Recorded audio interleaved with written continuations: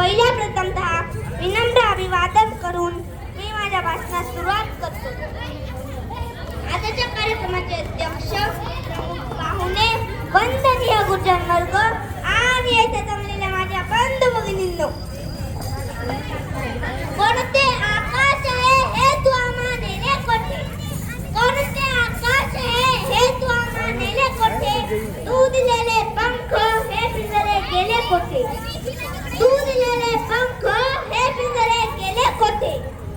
या भराऱ्या आमच्या ही पाखरांची वंदना, या भराऱ्या आमच्या ही पाखरांची वंदना, भीमराया घे तुझ्या लेकरांची वंदना, भीमराया घे तुझ्या लेकरांची वंदना. मित्रांनो, ज्या वेळेस या भूमीमध्ये धर्माचा मुखवटा एक होऊ लागलेला होता, पाप पुण्याचं व्यापारीकरण सुरू झालेलं होतं. अनेक वर्षांपासून त्या सुरुवातीखाली समाज पूर्णपणे दबलेला होता. 4 वर्णांमधून 4 जाती निर्माण झालेल्या होत्या. सामान्य माणसांच्या अस्पृश्यांच्या अंगाला कोड आलेले होते. त्यांना खायला भाकरी मिळत नव्हती, खायला पाणी मिळत नव्हते, चालायला रस्ता मिळत नव्हता. 1 रुपयाचं नाणं एका ताटाप्रमाणे वाटत होतं.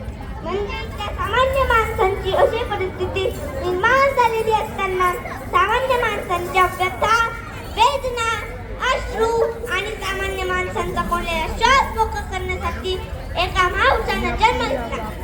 आणि त्या महापुरुषानं इथल्या व्यवस्थेच्या हाताळावरती पाय ठेवून हजारो वर्षापासून निर्माण झालेल्या विचारांच्या दलाबद्दल विचारांचे प्रत्यक्ष निर्माण करण्याचं काम केलं. त्या विचारांचं नाव म्हणजे महामानव, बुद्धिसम्राट, विश्वरत्न, भारतरत्न डॉक्टर बाबासाहेब आंबेडकर. यांचा जन्म मध्य प्रदेशातील महू या गावी 14 एप्रिल 1891 साली वडील रामजी आंबेडकर व आई भीमाबाई आंबेडकर यांच्या पोटी झाला. त्यांचे नाव भीमा ठेवण्यात आले. हवा वेगाने नव्हते, पेक्षाही त्यांचा वेग होता. हवा वेगाने नव्हते, पेक्षाही त्यांचा वेग होता. अन्यायुक्त लढण्याचा त्यांचा त्याचा लेख होता. अन्यायुक्त लढण्याचा त्यांचा त्याचा लेख होता. असा रामजी बाबांचा लेख भीमराव आंबेडकर. लाखात नाही तर जगात एक होता, लाखात नाही तर जगात एक होता. बाबासाहेब म्हणजे नेमकं काय हे सांगताना आचार्य अत्रे असे म्हणतात की बाबासाहेब म्हणजे बंड, मूर्तिमंत बंड, ज्यांच्या देहातील कणाकणातून बंड थैमान घालीत होते. बाबासाहेब म्हणजे जुन्नरचं उकाळलेली वताची मूठ होय. बाबासाहेब म्हणजे दाखविलेल्या निःशब्देवर जोडलेले चक्र होय. बाबासाहेब म्हणजे धर्ममार्तंडाच्या वर्णोच्चासाचा होता फोडून त्यांची आतडी बाहेर काढणारे पाळणके होय. बाबासाहेब म्हणजे समाजातील वतनदार सदैव उकाळलेले शिक्षक होय. बाबासाहेब म्हणजे बाबासाहेबच, दुसरं नाव उच्चारायला जीभ तयारच होत नाही. एवढं सामर्थ्य बाबासाहेबांच्या फक्त नावातच आहे. त्यांच्या जीवनाला उकळलेल्या गुलामगीच्या शृंखला तोडणारा काय होता? उपेक्षितांच्या जीवनामध्ये अस्मितेची ज्योत पेटवणारा प्रकाश सोडत असेल.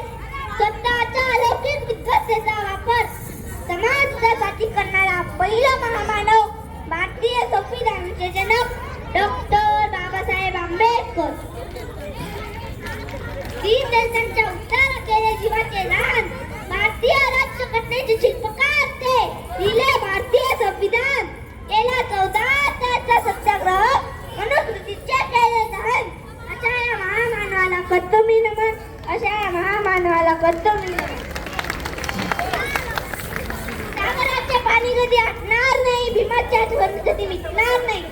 सागराचे पाणी कधी आटणार नाही, भीमाच्या आठवण कधी मिटणार नाही. अरे एक जन्म काय, 1000 जन्म घेतले तरी आपल्याकडून बाबासाहेबांचे उपकार करणार नाही, बाबासाहेबांचे उपकार करणार नाही. डॉक्टर बाबासाहेब आंबेडकर नेहमी म्हणत, शिक्षण हे माणसाचे दूध आहे आणि जो हे प्रश्न करेल तो गुरगुरल्याशिवाय राहणार नाही.